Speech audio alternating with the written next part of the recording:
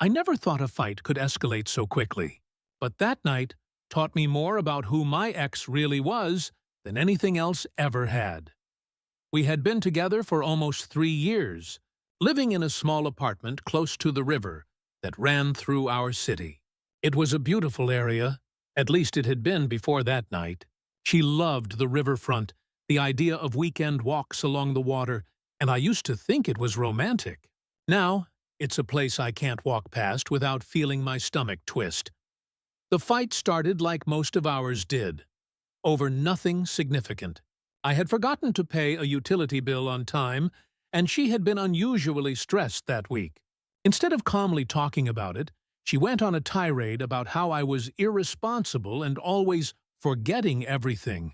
I tried to stay calm, tried to reason, but she escalated, calling me names, mocking me, and telling me I couldn't handle adult responsibilities. The argument moved from our apartment to the riverside walkway near our building. I thought we could cool off, take a breath, maybe even laugh at how silly it all was.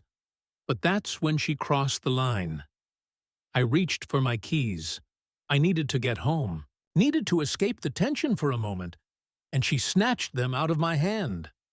"What are you doing?" I shouted.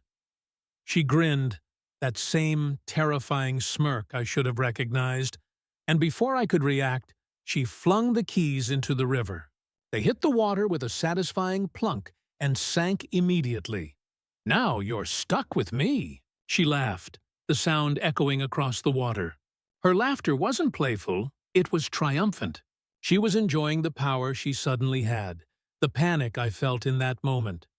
I froze. My heart pounded. My mind raced. The keys were gone at the bottom of the river, and I had no way of getting home. I felt a mix of anger, fear, and humiliation.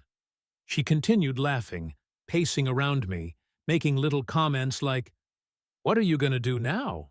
Call someone to rescue you? And oops, I guess this means you're not leaving me tonight." I wanted to scream, but no words came out. I realized, in that terrifying moment, that she didn't care about my feelings at all. She saw my distress as entertainment. She had weaponized a trivial fight to assert control over me.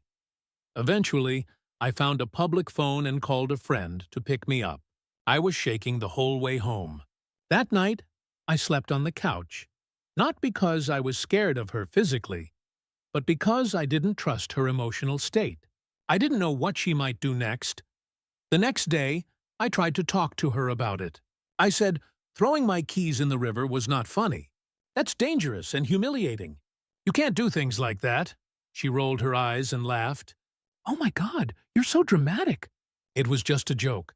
"You're lucky I didn't throw your phone too." Relax. I realized then that this wasn't an isolated incident. This was a pattern. She had a way of making me feel small, powerless, or ridiculous whenever she wanted attention or amusement. And when she crossed real boundaries, she didn't acknowledge it. She dismissed it as humor. Over the next few weeks, I noticed more signs. She would make jokes about my intelligence in front of friends, mock my family in subtle ways, and constantly compare me to other men she deemed better in looks, career, or social skills. The river incident wasn't just about the keys, it was a microcosm of how she treated me. A month later, I ended things. She tried to twist it around, saying I was overreacting, that I had no sense of humor, that I couldn't handle the truth about myself. But the truth was clear. Love without respect is not love. And she had shown me, repeatedly, that she did not respect me. I moved out and started focusing on myself.